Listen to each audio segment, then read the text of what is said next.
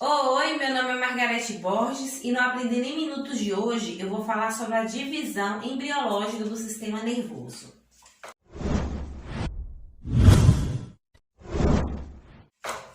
Em aulas anteriores nós vimos a divisão anatômica do sistema nervoso.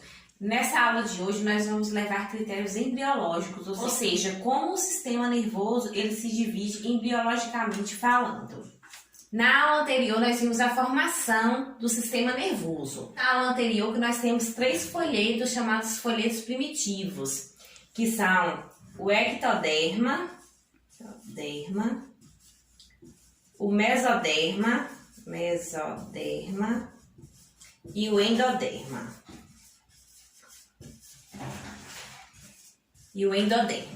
E nós vimos que o folheto mais externo, que é o ectoderma, ele iria formar ali o sistema nervoso. Nós vimos que na 3ª semana de vida embrionária, há a formação da placa neural.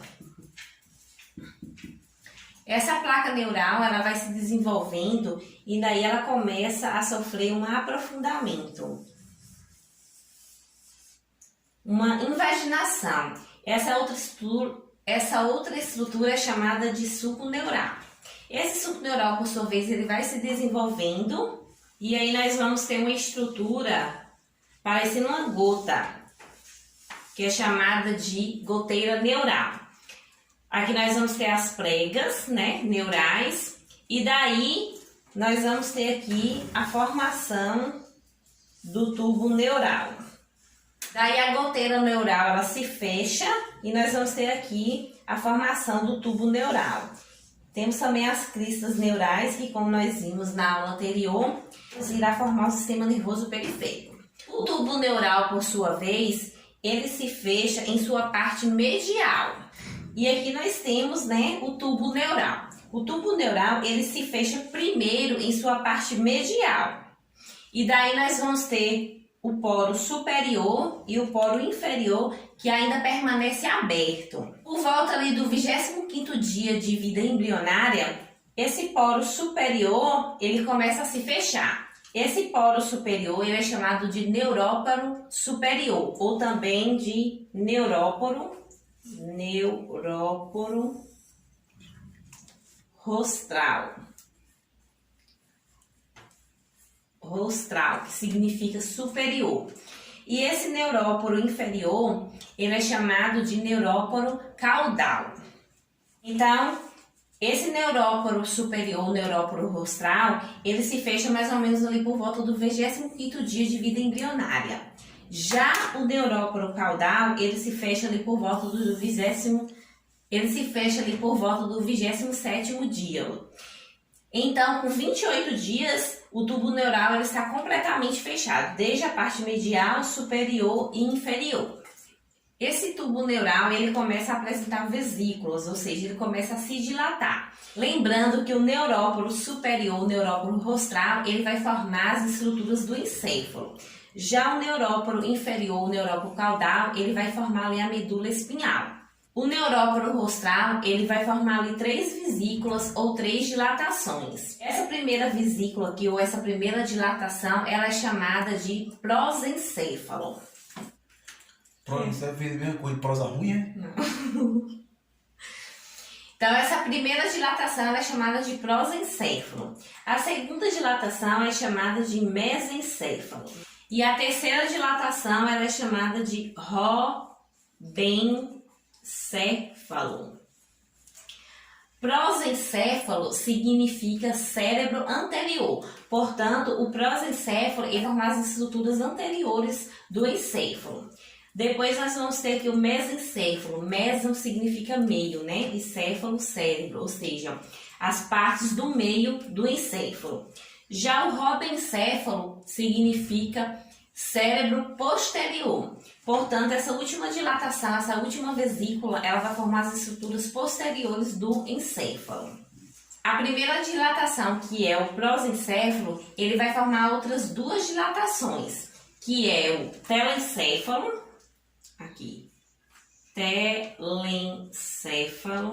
ou seja, são os 2 hemisférios cerebrais. Então, aqui nós vamos ter o telencéfalo.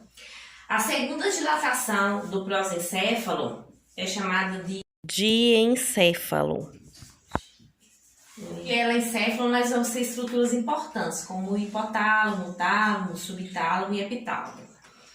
Depois, o mesencéfalo, ele vai continuar como o mesencéfalo.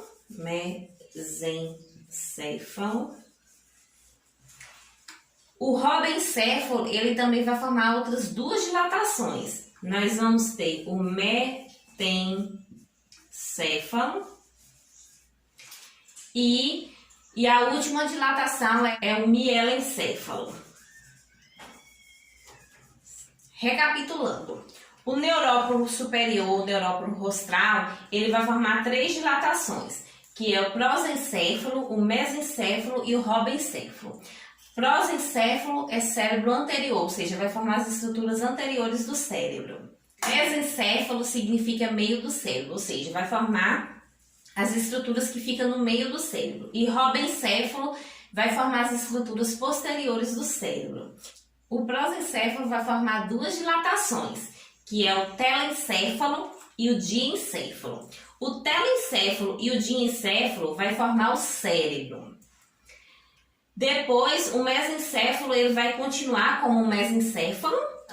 Depois, nós vamos ter 2 dilatações do robencéfalo, que é o metencéfalo, que vai dar origem à ponte e ao cerebelo. E depois, nós vamos ter a última dilatação do robencéfalo, que é chamada de mielencéfalo. O mielencéfalo ele vai formar a região do bulbo.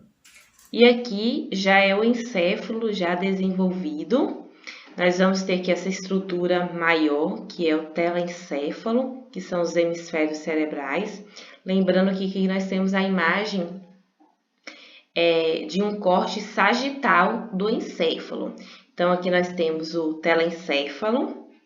Essa estrutura aqui que está em lilás é o corpo caloso, que vai unir os hemisférios cerebrais, direito e esquerdo. Depois, nós vamos ter essa estrutura aqui, que é o diencéfalo, que vai ter estruturas importantes, como o tálamo, hipotálamo, epitálamo, subtálamo.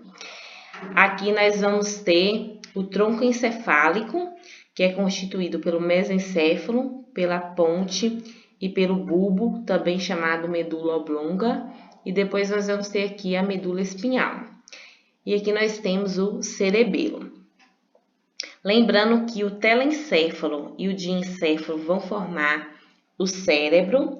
A dilatação chamada mesencéfalo vai formar aqui o mesencéfalo, né? Continua o mesencéfalo.